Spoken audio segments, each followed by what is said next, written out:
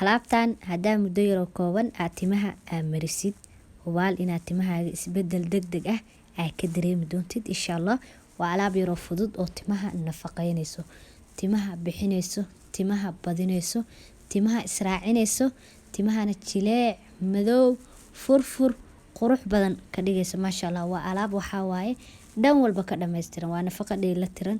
igala bogto videoga soo socdo waxyaabaha aynu ka hagaajinayno iyo sida aan u sameysanayno.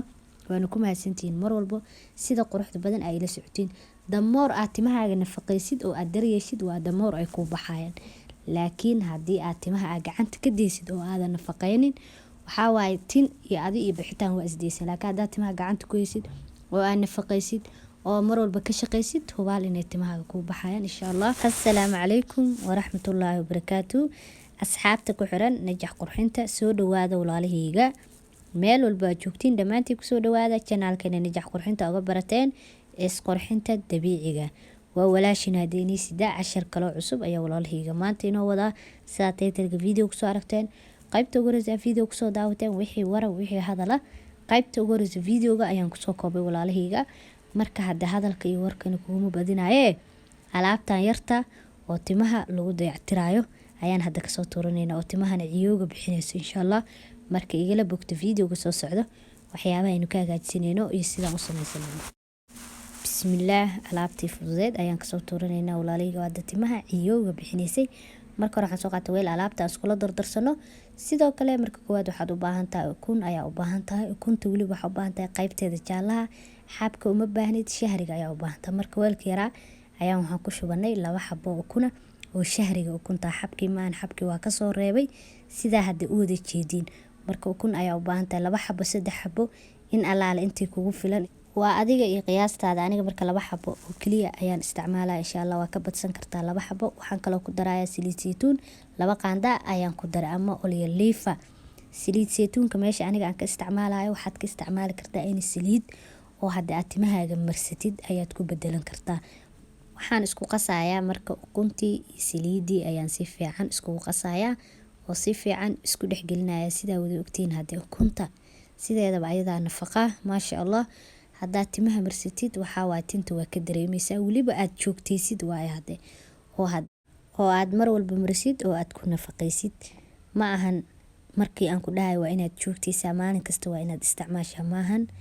yacni bishii oo kale 4 mar 3 mar oo kale haddaad ka isticmaashid okay waa saliidii iyo ukuntii markii hadda aan isku soo qasay sidaas ayay inoogu soo baxday maasha Allah. sidoo kale waxaan kala ku darsanaynaa Nescafe ayaan ku darsanaynaa ama coffee sidii aad u taqaanid. kofeega aniga waxaan isticmaalayaa midka bacda insha Allah, midka bacda, midka dhalada, midka caaga, mid allaale midka haystid ayaa isticmaalaysaa. muhiimadu waa inaad kofee un haysataa. marka kofeegan ayaan ku darsanaynaa insha Allah. bac iyo haaf ayaan isticmaalayaa. kofeega wuxuu ku jiraa waxyaabaha timaha ama alaabaha timaha dhaqsida bixiyo.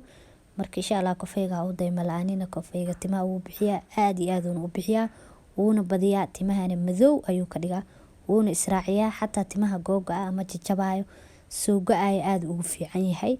kofeegi markii aan ku soo daray bacdii haafka ahaa hadee ukuntii iyo kofeegii iyo ayaan isku qasayaa oo si fiican isku dhexgelinayaa. waxaa la rabaa alaabtan inaad si fiican isku qasid oo si fiican isku dhexgelisid. alaabtan aad isticmaalo timahana iima bixinaya isma keenayaan insha Allah. marka hadda alaabtan hadda yalsanina waxaa waaye sheenadan sheeno fadhisa waaye. alaabtii markii aan isku soo qasay oo si fiican isku soo dhexgeliyay sidaas ayay inoogu soo baxday maasha Allah. alaabteeni fududeed oo timaha lagu dayactirayay sidaas ayay diyaar inoogu tahay. haatan oo kaliya waxay u baahan tahay in jag la isku siiyo oo la isticmaalo. marka sidee u isticmaalaysaa marka hore waxaad sameynaysaa alaabtaada diyaarsanaysaa kadib timahaagu haddii badan yihiin oo kale waad kala baraysaa. qayba mar ayaad marinaysaa salka lafta meesha timaha ka soo baxdo ayaad alaabtan marinaysaa oo ku masaajeynaysaa. kadib timaha dhinacyada timaha korkooda wax oo dhan ayaa wada gaarsiinaysaa. ka bacdi timaha waa duubaysaa. bacda madaxa la gashto ayaad soo qaadanaysaa. bacda madaxa gelinaysaa. waxaad ku joogaysaa 1 saac 40 daqiiqo adiga intii aad jaanis ay heli kartid ayaad alaabtan timaha ku huurinaysaa oo aad ku haynaysaa. kadib waad iska dhaqaysaa 1 saac kadib ama 40 daqiiqo kadib ayaad iska meeraysaa. markii hore aad isticmaalaysaa haday timahaaga nadiif ku ahaayeen oo kale nafaqo ayaad alaabtan iskaga dhaqaysaa.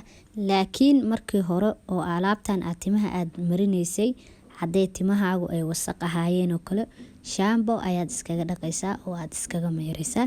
kadib timaha markii aad sidaas aad ku samaysid waad qalajinay timaha kabacdi waa saliideynaysaa. saliid allaale saliidii markaas aad timahaaga adiga aad marsan jirto kale ayaad marinaysaa. saliid fiican aad ku shubaysaa kabacdi waad duuduubaysaa waad isku xiranaysaa timahaaga. maasha Allah isbuuc kasta waxaad ka isticmaalaysaa hal maalin ayaad ka isticmaalaysaa. bishii oo dhan hadda waa 4 wiig waaye. marka 4taas wiig waxaa la rabaa hal maalin isbuuc kasta aad ka isticmaashid. haddii hadda timahaaga ah muddo 2 bilooda alaabtan aad ku wadid wiig kastana hal maalin aad ka isticmaashid hubaal timahaaga inaa isbedel degdeg ah aad ka dareemi doontid. timahana hadda ay kuu bixi doonaan kuu badan doonaan timahaagana isku kaa raaci doonaan timahana qurux ay ku noqonayaan. alaabta timaha kaliya ma bixinayso, timaha marka hore way nafaqeynay. timaha daartid inay kuu baxaan marka hore horta timaha nafaqee. marka alaabtan timaha marka hore nafaqeysiinay kadibna way bixinaysaa. maasha Allah hadda timahana aad u madoobeynaysaa way israacinaysaa quruxna way ka dhigaysaa timahana way jilcinaysaa insha Allah. marka hadii igala faa'iideysta oo ila soo tijaabiya timahana waa gacan ku hayn. timaha hadaa gacanta ku haysid damoor aad timahaaga ka shaqaysid oo hagaajisid nafaqeysid saliideysid waa damoor ay ku baxayaan timahaaga oo ay ku qurux badnaanayaan insha Allah. marka timaha waa gacan ku hayn walaalahayga. hadda videogeeni maanta intaas ayaan ku soo afmeerayaa. waa inoo kulantay dambo xiiso leh yaanigo inii sidoo video kale cusub walaalahayga. videogan hadda si share gareeya si ay walaalo badan uga faa'iideystaan oo jecel mar walba jirkooda hadda ama timahooda inay waxyaabaha dabiiciga ku dayactiraan oo ku qurxiyaan. walaalahaas oo kale ayaa ka faa'iideysan insha Allah u sii share garee. channelka hadii aad ku cusubtaan soo dhawo minanka channelka inoo subscribe garee inoo like garee. muuqaalka hadii aad daawatidna hadda like ta naga ilaawin. like ta waa dhiirigelinteena koowaad.